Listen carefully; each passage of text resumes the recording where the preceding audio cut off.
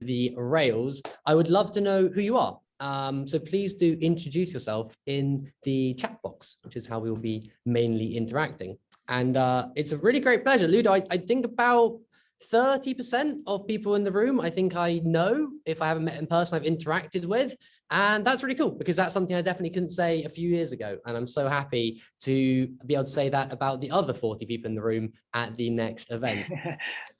So if you want to say, hi, I'm Richard, and I've been an economics tutor for the past 10 years, then I'd love to know who you are so we can start chatting in the chat box. Well, okay. Well, as you guys are just popping into the Zoom chat, a little bit about who you are. I will introduce Richard. For those 70% who he doesn't know, perhaps you know him, perhaps you don't.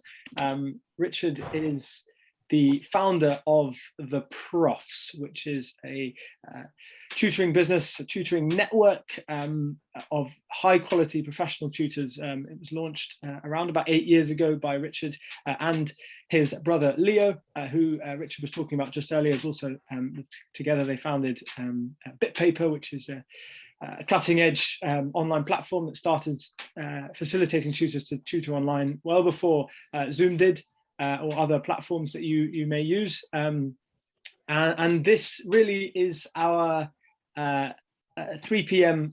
keynote event at Love Tutoring Festival, Tuesday the 25th of January. Day 2, the business of tutoring. The title of this event is How I Tripled My Earnings as a Tutor and Why You Should Too. It's a scarcely believable title, but Richard assures me that he can follow through with this promise. So yeah, this is going to be a key event, I think, to watch live and to catch up on record, to really take some key tips into your tutoring and as a way to learn how you can earn more as a tutor. Not that that is the be all and end all of tutoring, but it is certainly something that validates this profession and increases the status of tutoring in society, in this country and abroad.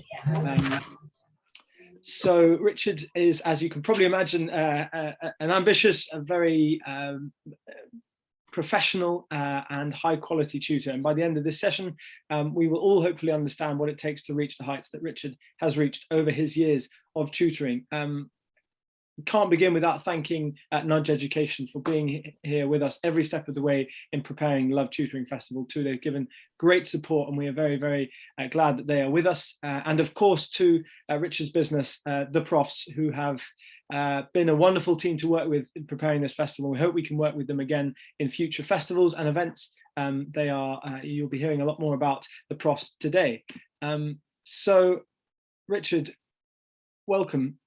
This is not the first event you've attended today. As we've just alluding to, Richard was the chair of the Business of Tutoring Roundtable earlier this morning, which really set today off in wonderful fashion and has given us great buoyancy and confidence for the rest of the day. But would you like to just introduce a little bit about what you're going to be talking to us today? And I believe you have a question for everyone. I do indeed. Hello, this is great because now I get to talk uninterrupted, which is fantastic. Although Ludo, you have the very important job of making sure I don't speak too quickly, which I do when I'm excited. So before I even ask that question, there is nothing wrong about being paid to tutor. And I noticed, Ludo, even there, you know, money isn't the be all and end all. We all feel this uncomfortable, very un-British thing about being paid for education. So we've got a big, ugly, bold, brass title out, tripling income, which is true. And I do want to help you increase your income. But what I really want to do is challenge this view that we all have somewhere, some very quiet, some very loud, that it is for some reason not okay to make a living out of education, that it is some sort of social good that should just happen or be volunteer work. And I really want to challenge that above all else today. I have a question for each of you. So just whilst we are getting introduced, and thank you those who have introduced yourself in the chat, please don't be shy and continue to introduce yourself if you are a later joiner. But I'd like you to all think, and if you want to put it in the chat, by all means do, but it's very personal. I want you to ask yourself throughout the session and to write it down in the next 60 seconds, what is the biggest hurdle that is preventing you from increasing your earnings? Could be as a tutor, could be elsewhere. But what is the biggest hurdle that is preventing you from increasing your earnings? It could be time, it could be other commitments, it could be confidence, it could be experience, it could be client base, it could be physical, it could be personal. But I want you to be time. Excellent. I want you to be, and we're going to talk about that a lot today. I want you to be thinking about that throughout the talk. And I'll be talking a bit, particularly for the first half. But for those of you who may have heard me speak before, I want you to be talking in the chat box. I want you to be challenging me. You are my academics giving me a viva. And today I'm going to put forwards a new model, quite a different model of how I think tutoring should be conducted going forwards. And I want you to help me to rip it apart and challenge it and defend it. So if you think I'm talking nonsense, I really want to hear that in the chat box. Ludo's going to be asking questions throughout as well. So really excited to hear your views as I present some slightly radical departures away from how I thought tutoring should be conducted a few years ago. Please don't be shy. And it's good to see time, confidence, client resistance, value. Very good. We're going to be coming up with that. Please do keep giving me things and I will try and address everything as I read it in the chat box. Awesome. Okay, so Richard, I thought we would start by tackling a fairly central issue, or at least question that arises in conversations around tutoring. And that is around the kind of hourly rate. Typically how most tutors and tutoring businesses charge is by hour. And I'd like to ask you about your thoughts on the hourly tutoring charge. Is there a limit to how much you think a tutor can charge per hour? Is there a minimum? Is there a maximum? Please let us know some of your thoughts there. Yeah, thank you very much.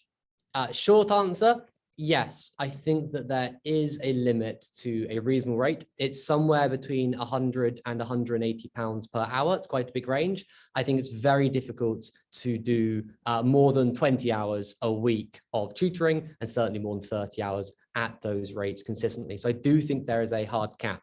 And today is not about hourly rates of tuition. Today is about a new model and understanding the value. And just very briefly, how we got here.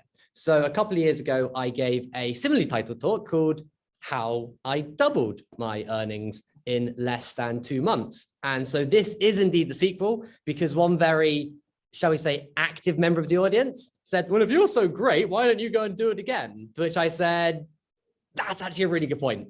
It was a lot harder. I started on about £50 an hour, which is a fairly good London rate. You can get that from good reputable agencies. And I got that up to about £100 an hour. To push beyond that is very difficult. I do know tutors who consistently charge between 100 and 150, but most of them don't have very many clients per year. And I think there is a point at which parents say, if you're going to be charging like a lawyer 300, 400 pounds an hour, is that really multiples better than someone I can get from a standard agency or online for 50 to 80 pounds an hour? And so the challenge became, how do I argue against that? Because I do not take any pride in ripping off. Go on. We should have had an interview until after our pride in charging people more than they should. And if I feel that I know someone in my network who could offer the same outcome for a lower amount, I feel morally that I should recommend that person. So I had to start moving away from hourly tutoring and towards value. I'm not going to go through those measures, getting online, controlling your timetable. By all means, ask me the questions. But if anybody would like the precursor to this chat, or to this talk, I will just stick it in there. A couple of blog posts with equally vulgar names about increasing money, but that's actually how I originally doubled my money. And if you aren't doing all of those really easy things, quite frankly, you should be in 2022. So how do we then push it? How do we push it to extraordinary amounts of earnings? And I totally agree with what Mike was saying just now. It is about understanding the value, and fantastic to see someone in our chat put the value proposition. I misunderstood what my value as a tutor was for about 7 years. I thought my value was knowledge. I described myself as a talking textbook. But with the rise of Google, with the rise of YouTube, there are better tutors than me giving away their better, more succinct explanations for free online. So if there are people who can explain in 5 minutes something that might take me 10 minutes to explain, why am I charging for it? So I'm not a talking textbook. I'm not about knowing this knowledge and selling the knowledge, because you can find that for free online in most cases. So I have to start tutoring things that are not online. What can Google and YouTube not do? And obviously there's a coaching and a mentoring element. But even more than that, if I want to be charging very high rates and I want tutors to be viewed in the same status as lawyers in the industry, I want them to be respected as professionals who add something very important to society, I needed to move away from this hourly charging, because someone say, you want to charge £400 an hour? That's just a rip-off, says the guy who has already spent £400 a day on a plumber being in my house for an hour and a half. And the plumber has worked out something many of us have not. They really understand their value. Their value is I'm standing at 2 a.m. with my ankles getting wet, stressed, and I need that fixed. I don't care how long it takes. I don't care how you do it. I need an outcome. And to move away from hourly tutoring has been a revolution in how I conduct not just my professional life, but my wider interactions with the world as well. So I worked out, what is it I am actually providing? And that is outcomes. More specifically, that is success. That is getting students from A to B, or A to A star, potentially more accurately. And then I moved it further. Well, I need to find a niche, because there are many tutors who can get A's, A stars at economics and maths A level like I used to. It's very competitive. So I need to find something that's a bit less competitive, where I can be extraordinary, where I can back up my credentials that I think I am the best in the world at this particular thing. And through a lot of experimenting, and I'll talk later about the importance and how to change which subject you tutor in, because a lot of people might sit here thinking, but I teach French GCSE, this isn't relevant to me. It absolutely is, because it is very difficult teaching French GCSE to triple your earnings. And you might need to be thinking about, is it French A-level? Is it French IB? Is it international students? Is it even French or languages, which are particularly difficult to compete with in the modern world? And so I moved into university applications, and I now help people with postgraduate applications. Very specifically, my entire client base want to get into LSE, LBS, Oxbridge, and maybe Imperial. That's 4 or 5 universities as Oxbridge. It is super niche, and I only really help with management and finance applications. I found something extraordinarily niche. And why that was so valuable, and I got a bit lucky here, was because it is binary. You either get in or you don't. So if I start tracking who gets in, and it turns out that it's actually 100% of the time, but my branding is 90% plus because I don't want to imply a guarantee. But if I can say that 90% of my students I work with get into a top university, and the stats are very readily available, 7% is the national average, I can say that I am 12 to 14 times better than not having me as help. That has a value. Is that worth £400 an hour? No, that's scary. Is that worth 5, 8, 10,000 pounds? Yes, many, many, many people will pay for the probability of the outcome. So I recommend to all tutors to start thinking about moving away from hourly tutoring. Work out what is the value. And it might not be getting into university. It might not be getting grades. It might be confidence. It might be SEN. It might be wider things. But what is the real value? Because people and parents will not pay very much for uncertain outcomes. But if you can give them a probability and an outcome, they will pay the maximum amount for that. I don't know why I just got very dramatic in here, but that kind of works. Thank you very much, Dudo. So no, I do think there's a limit to hourly tutoring. And I think if you want to really increase your hourly tutoring, then you need to move into packaging and saying, this is what I'm going to give you.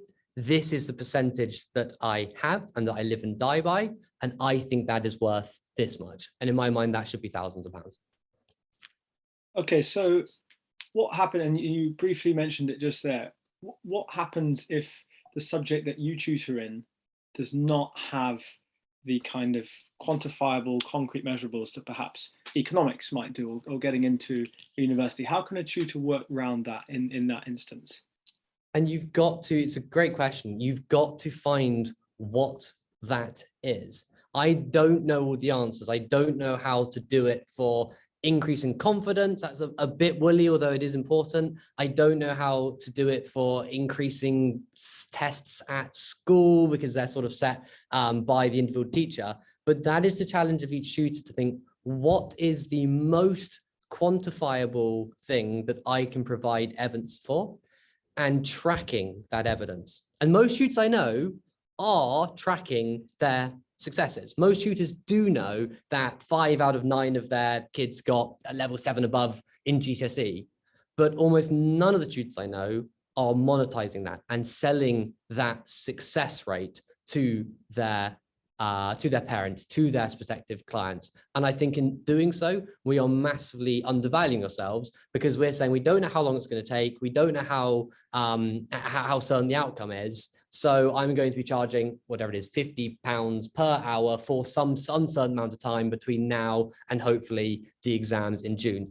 That is very difficult. And just like the plumber, when they come and say, you've had cowboys in here, it might be a big job, it might not be. I have no faith in that. But when the plumber says, this is what it's going to cost to get your toilet to stop leaking, I just give them the money. Yeah. So if you are someone who is looking to increase your hourly rates, what Richard, can you tell us a little bit more about what else comes with that commitment to increasing your hourly rate? You are committing to increasing your hourly rate, and your clients will commit to either honouring that or not, and looking elsewhere for their services. What else comes with increasing your hourly rate? What else do you have to do as a tutor in order to justify increasing that hourly rate? Great, everything changes. And before I get to that, I don't know the answer to the question you just asked. We have here 72 very committed, very good tutors. Please do put better answers in the chat box. That is the value of these communities. I just want to spark a conversation, one that I hope is going to have reverberations for years in the industry as I tell more people about this idea.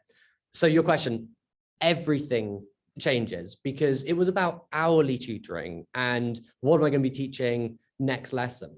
When I start looking at the outcome, and I think teachers who became tutors typically are very, very good. Tutors who become teachers, a bit hit and miss. I think I'd be a terrible teacher. I'm not very good at riot control, to be honest. I don't have a very good physical presence, but I think teachers are pretty good at looking at the outcome. I've got to get 30 students to this goal. So I've only got one student. I can look at all of their weaknesses and tackle them and develop them. I can look at all of their strengths. But I will live and die by that statistic. So that statistic currently is actually 100%. I could do with it being a bit lower, because 100% sounds like a guarantee, and we must not be guaranteeing things to educators. Any student might not get in. But if I get that statistic below 90%, below 80%, then someone else is going to come in with a better chance of doing it. So now I am obsessed with the outcome for that student, and it helps. I do applications, so it's very binary. Did you get in? Did you not? It's actually a bit more complicated. They might be applying to 3, 4, 5 universities. I've got to make sure they're applying to universities that they have a chance of getting into, and that they probably wouldn't get into without mentoring, so that they are evangelical in my service. But when I live and die by that metric, every single session, before, during, and after, is how do I help you to get in? Whereas when I was doing hourly tutoring, I found that I would get distracted. I would end up allocating more or less time to certain subjects. I was trying to think about things holistically, but often the journey took tangents. Whereas now, when I have a crystal focus, this is what I need to do. There are about 7 steps to doing that. I want to actually be doing it as quickly as possible. I do think, although most of us do not do this, there is a bad misincentive in hourly tutoring, where the slower you are to teach someone, the more you actually get paid. And I think that parents are very weary of that. My model is the other way around. When I say to you, this is, we'll talk about agents later, when my agent says, to work with Richard, it costs this much, I am committing to helping that student. I aim for about 20, 25 hours per student, but some of my students go up to 40, 50, 60 hours, and some of them are doing 10 or 12 hours. I am not thinking about hourly tutoring at all. I will just keep on working with that student until I feel confident that they are ready to submit, to impress in the interview and to impress otherwise. So I am taking on the risk of this might be a lower effective hourly rate if it's 50 hours, or it might be, and some of them have been, a ludicrous, approaching 4 figures hourly rate, because I can actually get you in really, really quickly. So I'm not thinking about hourly. I haven't invoiced for a lesson in over 3 years. I just say, I think you have more than 50% shot of getting in. I won't work with someone if I think you have less than 50. If I don't think you have a hope in hell of getting in, I won't work with you. That's important. So I'll only work with you. I think you have a half decent shot of getting in. And I'm blue and nervous, Ludo. When it comes around to results time and when it comes down to offer time, I'm sitting there thinking my reputation's here. But that constant pressure in my tutorials makes me obsessed with the outcome and giving the maximum value that I can to my students. And also, of course, leads to me being highly structured in how I deliver that product. Yeah, and Sarah Lynn's asked a question that was right on the tip of my tongue as well. Tell us a little bit more about how you deal with altering the package that you initially offer if you feel that conditions have changed. I don't. And it's a really good question. I will explain. I used to, and now I don't. So this is a big change, right? Trying to work out what the rate was, what I should charge. And the talk is how I tripled my income. My hourly, my package total was actually tripled by my agents. We'll come up to that in a moment, because they realized that there's a point where your stats are so high. If you could get 95% of your students an A star plus, you sort of become invaluable. Pricing doesn't really matter. It just becomes what is the budget the person has to offer that. So it did take quite a long time for me to work out what the number of hours is. Is it 20? Is it 25? Do I have to change it? But I don't. So I had one student last year as an example, who I estimated would take about 20 hours, about normal, to get into finance for Imperial or LSE. Very, very, very difficult to get into finance, particularly for LSE. And it became fairly clear about 10 hours in that this was way off. This student struggled with writing eloquently. So it was going to take me a long time to actually teach her how to write, because obviously I can't get involved in the personal statement, so I can only inspire. I realized that her confidence was very low. There were other difficulties, possibly a bit of SEN, just everything sort of kept getting longer and longer.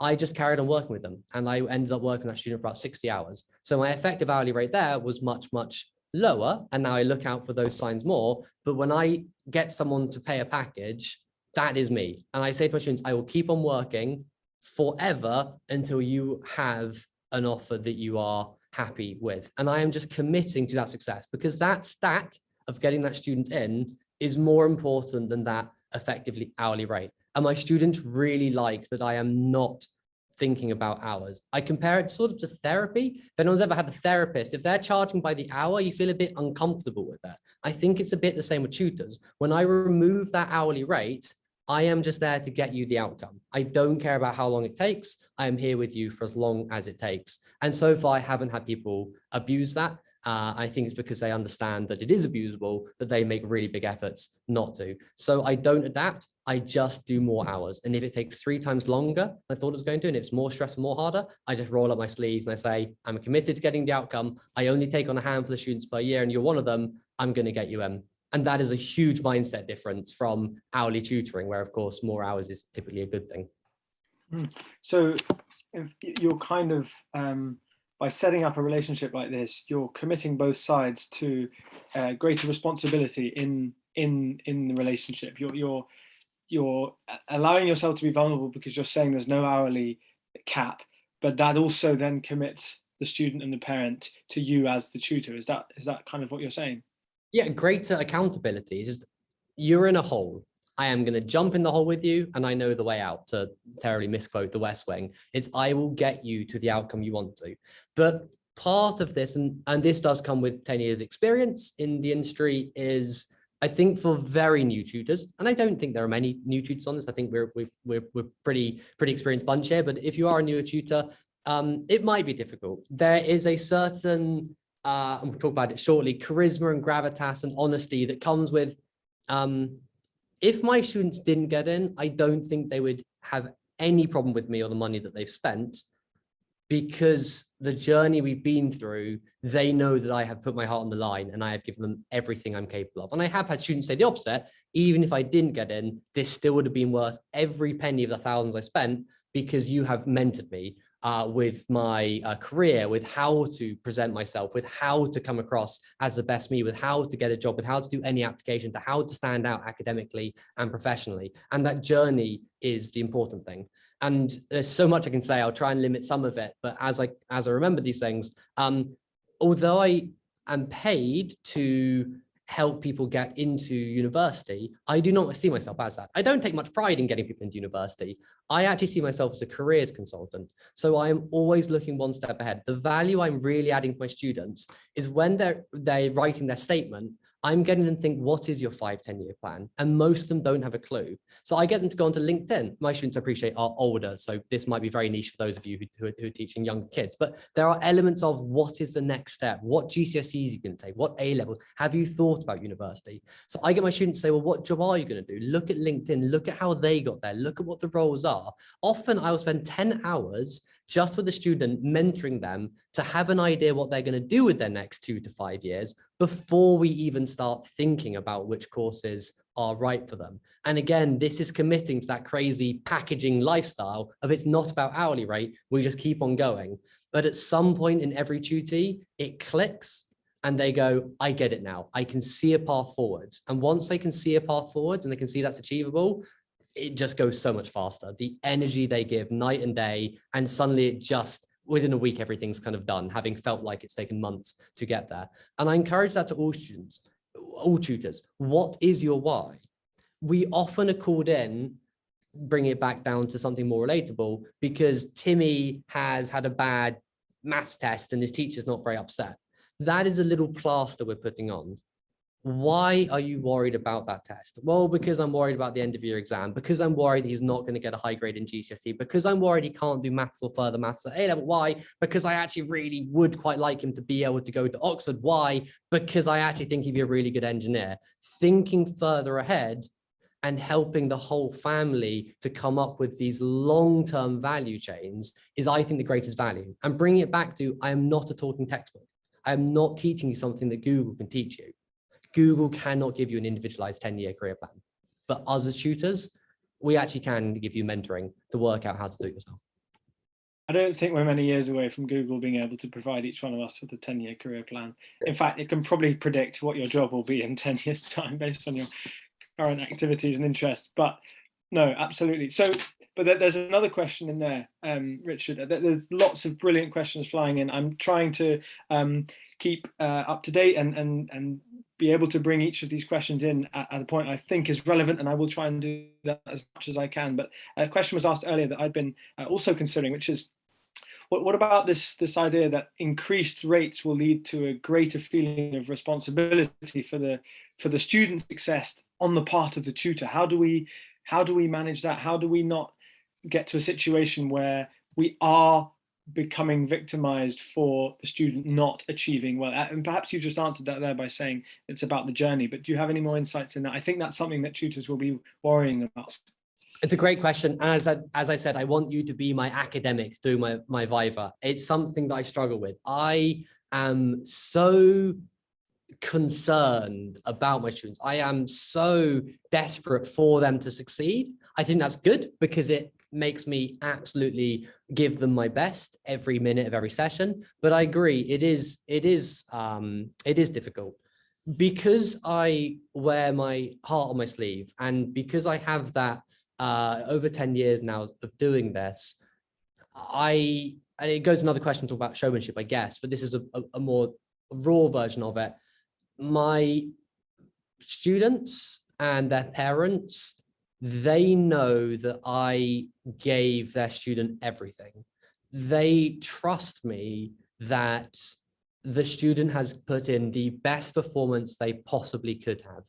And it's a good question. I hadn't actually realized this. I spend a lot of time telling my students that the outcome doesn't matter, which is kind of odd because I'm saying it's all about the outcome and success. But I will tell my students 4 times every session, there's no guarantee. I say openly, I don't care what result you get. I don't care which university you get into. Whether you go to LSE or LBS or Imperial, they're all life-changing. All I care is you get at least one. And I spend a lot of time taking that pressure away from the student of having to get their first choice. I spend a lot of time, I'll talk maybe later about why I don't ever want to talk to parents, and I've found my job much easier now. I don't talk to parents, but I know where you're coming from with students are aware that their parents are spending money. I had a bit of tutoring when I was younger. It wasn't very good in hindsight. I think I'm now professionally good to say. I think it was actually bad tutoring because I think it was a comfort blanket when I actually needed to learn to work harder. So I unfortunately had bad tutoring, although I think there's many amazing tutors, obviously. But I was concerned because I knew I wasn't improving. I knew my mum was spending money that she didn't really comfortably have on my tutoring, and I felt guilty as a student. So I go to great efforts, especially as I'm charging very large amounts, to remove that pressure. You do have to mentor parents a bit, and you do have to actively phone them up after a session. If they do anything which implies I'm spending money on this, you better do well, I will phone up and I will not shout at, but I will shout at a parent and tell them, you never put down your student in front of me. I do not want you to be equating money with success. You are investing in your student and I'm here to help them. I think maybe those who know me will not be surprised. No, I am incredibly frank with people who give me money because I'm educating them too. So we have to actively be making sure that the student is not shamed for getting the outcome. It is about them putting in their best performance. And when I talk about this student, a couple of students last year who said it would have been worth it even if I didn't get in. They were expecting not to get in. They had been rejected the year before. So great, I was able to show that I had a value. But they knew the skills they had learned put them in better position. So the value isn't just getting them in, it is developing and mentoring someone so that even if they don't get in this time, even if they don't get the grade, they will next time. And that is subtle and takes a lot of experience. And we have to do it in such a way that we take the pressure off of feeling guilty about the amount of money spent. And when I showed this to a couple of my colleagues at the Profs, I have agents, right? I showed them the rough talking points. I said, there's so much I can't structure. I need Ludo to help me structure this because there's so many things I want to say. They said, we agree with all the points, but you're missing one really important one. You have to be perfect. What I'm advocating does not work if you get any complaints, if you have any mistrust, if there is any possibility that you've taken the money and you're not gonna keep on working. So I have to be above reproach with how seriously I take this and how I bring the energy to every single tutorial, because if my bill payers have any concern that I'm taking them for a bit of a ride, absolutely this wouldn't work. But of course, the flip side is over half my work comes from recommendations because I am getting successes and it's getting easier and easier. The last few students, I haven't even had to introduce myself in the first session because I tutored 3 of their friends and their brother. Well, that's probably another great way of increasing your earnings is to build trust within a family and work with other siblings. There's another question there, Richard, about, it's a kind of joint question, both from Coco and from Sarah Lynn. And I'm going to mold those questions together. Apologies if you think they should stay separate, but I think they might work well as a joint question. How do you manage your own life then, your own well-being, your own prep time that you need to prepare for a session when you're not certain of your upcoming calendar and your upcoming commitments? Interestingly, it's the complete, great question. It's actually the complete opposite. And I can see where you're coming from because it's such a huge change from hourly to package. I know my timetable really well because I know it's at least 25 hours up front. And yes, sometimes it's a bit less and a bit more, but I have enough clients that it fluctuates. Now I have the best work-life balance I've ever had. And I was one of those tutors who really was working 70-hour weeks when I started out, which is why I realized I had to triple my income. I don't know if he's on this call. He's getting ready for a flight, I know, but I'm actually mentoring someone and he's going through moving away from hourly tutoring to package tutoring. I was chatting to him today and my advice mainly to him was, you're a great tutor. He quit banking. He's still doing 14 hours a day. If you're on the chat, say hi, Joe. he is working too hard. And I said, you are working too. I was the same. I felt like because it was hourly tutoring, I had to work every second of the day. No, when I go to packages, I have already predicted my income for my next tax return in January 2023, which I've never been able to do because the package is so significant. I'm going to cap myself at taking 10 of these packages, which means I can then just stop at a certain point. And my work is absolutely improved. I don't any longer work any weekends. I only work a couple of evenings when I want to because I'm able to schedule in, and I'm doing much fewer hours. Because I'm charging higher rates, I don't have to work a 40, 70-hour week anymore. And I have another job at the Profs. It's quite a busy job. I probably only dedicate about 8 hours a week to my tutoring. The joke within the Profs is if you quit your day job and use your service, you'd 3 times your income once again. I kind of wanted to talk a bit about preparation. I think that was the other question, because everyone says, and I've got a blog post here, you should do your prep. Again, if anyone's not seen it, give it a skim about why prep's important. I wanted to, if I can screen share, briefly show you what I mean by preparation. Yeah, go ahead, Richard. You can screen share if you'd like. I'll just get rid of Farmville and Facebook and all the other things. This is what I mean by preparation. And I call this homogenized product, individualized service. So how do we balance being really prepared with it has to be super individualized? So I've created here a Google Doc, not super advanced. In fact, I'm kind of keen to show you how ugly bits of this look. This is in version 3 or 4, and bits of it still just look ridiculously copy and pasted. I did add a table of contents, which makes it look a little bit better now. But this is my prep. This is every application student. You can see here, it's got a good title. I'll change their name to Ludo, for example. So I can just type in Ludo and it comes up. Apart from the odd email in order to arrange sessions, I do not have any other communication with my students. I don't WhatsApp, I don't phone call. I used to all these things and they end up being sort of time terrorists and take my time. Only thing that students really allowed to email me about, unless it's something urgent to come up, is, hey, when is our next session? Which realistically I should book in my next tutorial. I'd say I probably on average email my clients about 5 times over the 3-4 months that I work with them, and everything else is done in session. So when they first meet me, how do I get across that I know what I'm talking about? How do I justify these rates? And I will always talk to someone for free and give them a free session to show them my methodology. And that's not a free 15-20 minute session, which those of you at the Profs know is kind of advised, and it has become an industry standard. I will often give an hour and a half for free. Because it's packaging, it doesn't matter. I will just keep on going until I think they're going to buy in, and it doesn't make any difference because it's the same amount of hours overall. So I have no problem giving away free tutorials because I know my conversion rate is like 80% of people who talk to me will want to work with me, which is lovely. So this is the point. How do you make it so that 80% of people, when they talk to you, crave working with you? So all of my insights, all of my research, all of my experience is on this slightly ugly document. You can sort of see there's lots of research here.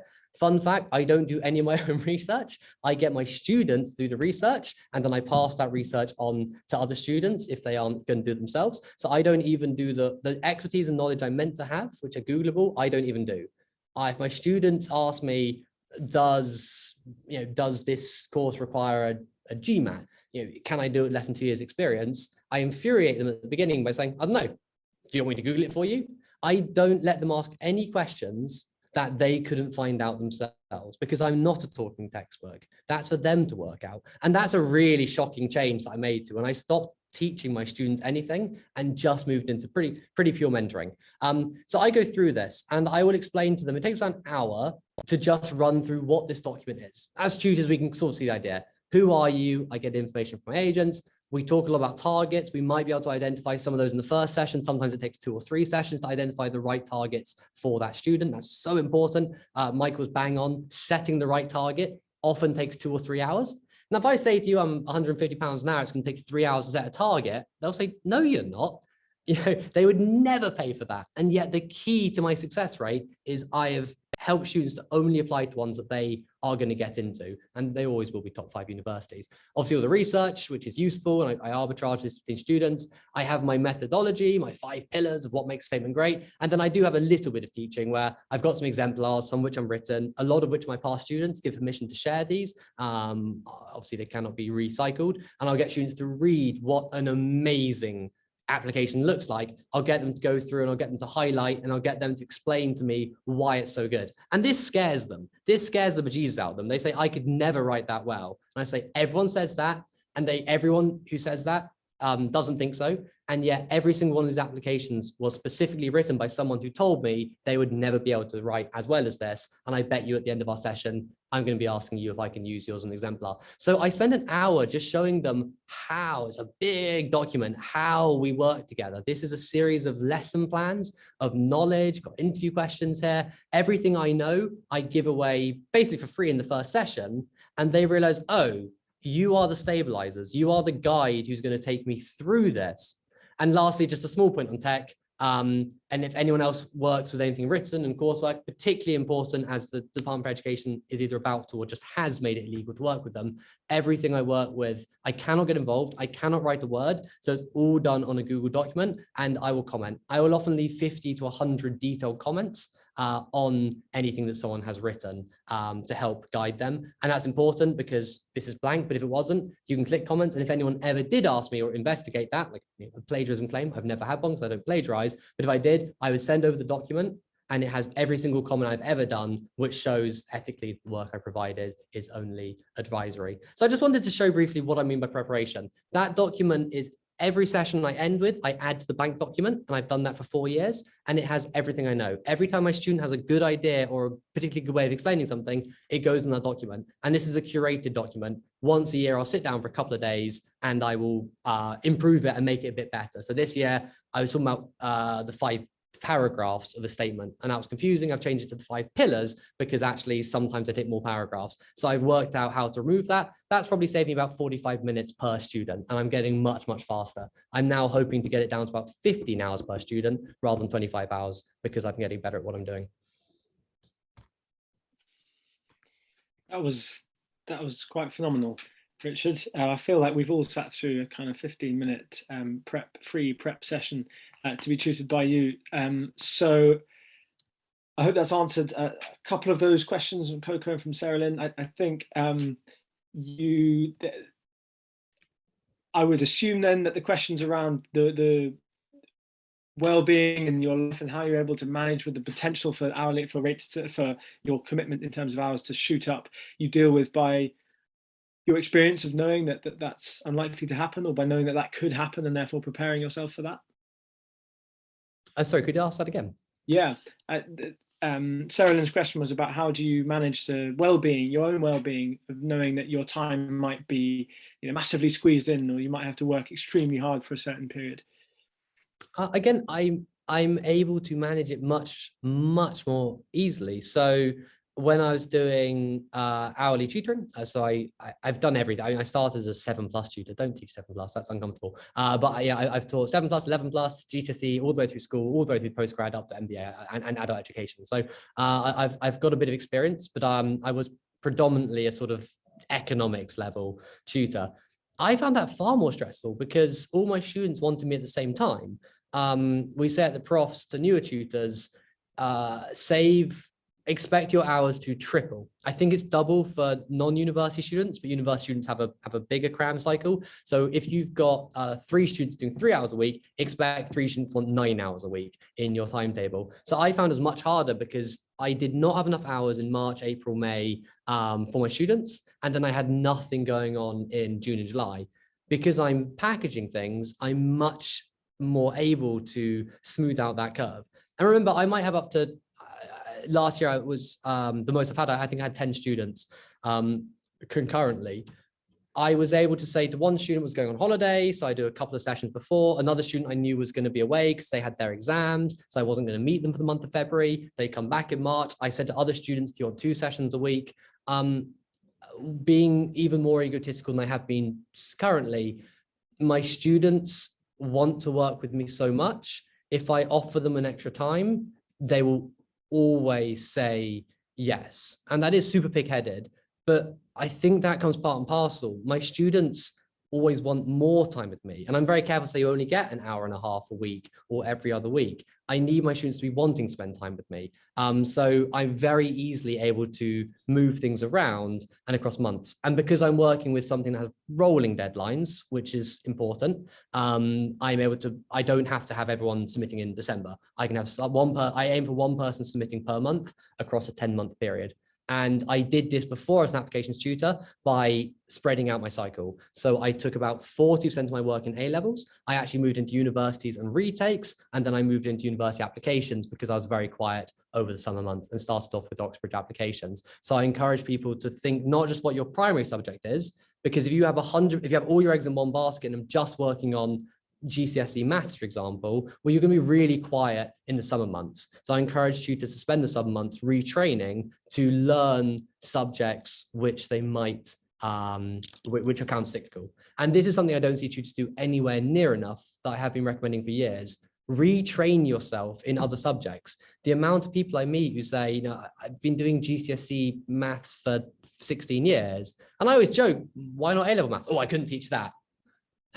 Your original students who taught at 15 are now 30. They're probably accountants and bankers. I assure you, in 15 years, you could have taught yourself A-level maths. And I started off as a philosophy tutor. I have an undergraduate in philosophy and economics. I love philosophy. There's no money in teaching philosophy. It isn't really much of an A-level. It isn't very much looked for at the profs at university level. So I just moved out of philosophy and moved into economics, which is perennially a shortage. I encourage tutors, if your subject's not working, learn another subject. Richard, we've got about 5 minutes left of this, and I know that there's 2 points that I'd like to touch on before we finish. So I'm going to dive right into the first of those, and that is that I've heard you talk about showmanship in tutoring in the past. And for anyone who knows what that word means, which I assume is essentially everyone here, that is something that Richard portrays and displays fairly well. But what do you mean by showmanship in tutoring, really? And it's deliberately provocative. Like, I'm going to triple your earnings. These are uncomfortable, particularly for us as Brits who don't like talking about these. Showmanship is provocative. Showmanship is what I associate with being a magician, right? Doing magic trick is actually quite boring. Ta-da! But they don't. They spend 10 minutes making it look exciting. Just to be clear, do not spend 10 minutes teaching something that you can teach in 30 seconds. Showmanship is really important.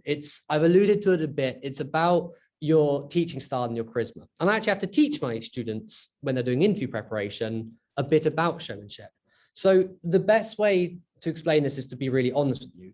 Who I am right now is not me. And for those of you on the call who do know me quite well, I'm a boring, quiet guy who'd rather be at home watching Netflix or hang out with his dog. The person I'm presenting now, I call LinkedIn Rich Evans. Richard Evans, Young Entrepreneur of the Year, Forbes 30 under 30. This is a facade. This is not me, but I've learned that slightly American. You're doing it wrong. I learned it from Quora. I went viral on Quora. People like that. They like being told this provocative thing. That's not me. But every time I get into a tutorial, every time I get into a talk, I put on my facade.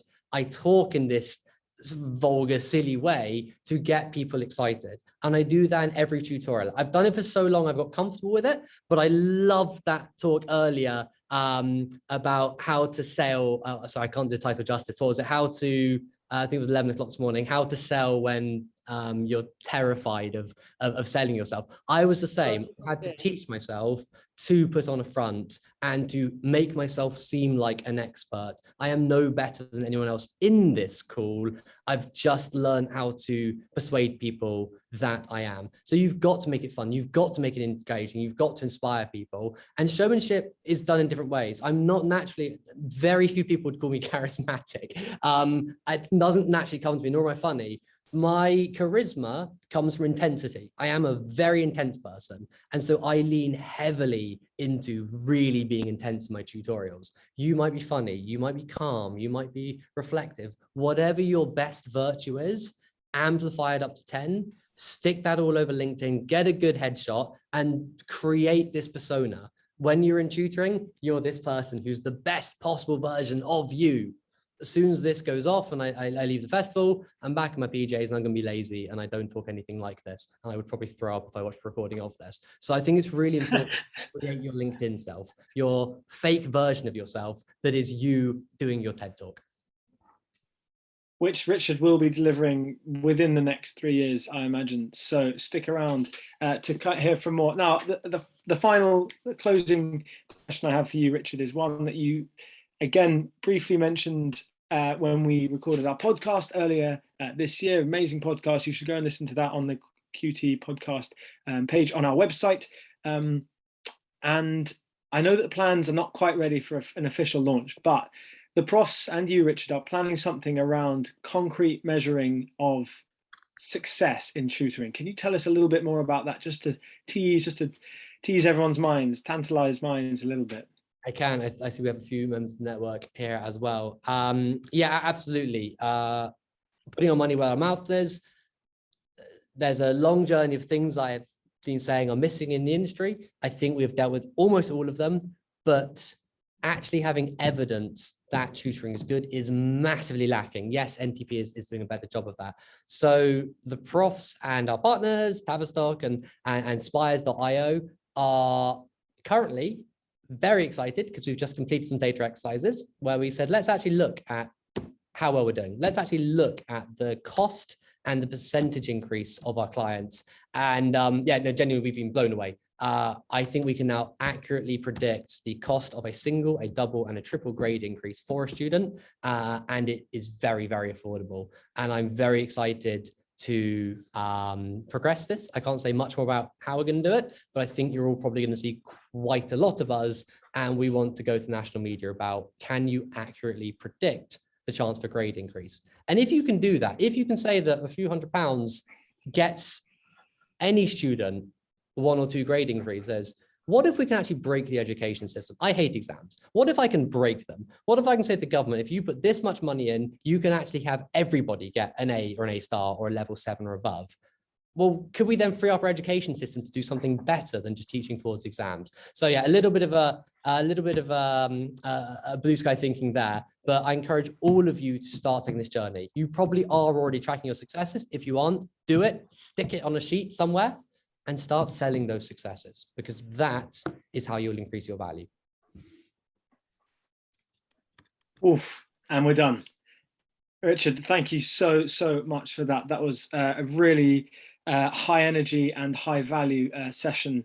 You've left lots and lots of people, exactly, you've left lots and lots of people with plenty to ponder. And I would imagine that many of them will probably want to speak to Rosie Home, who will be hosting Profs in a few minutes time.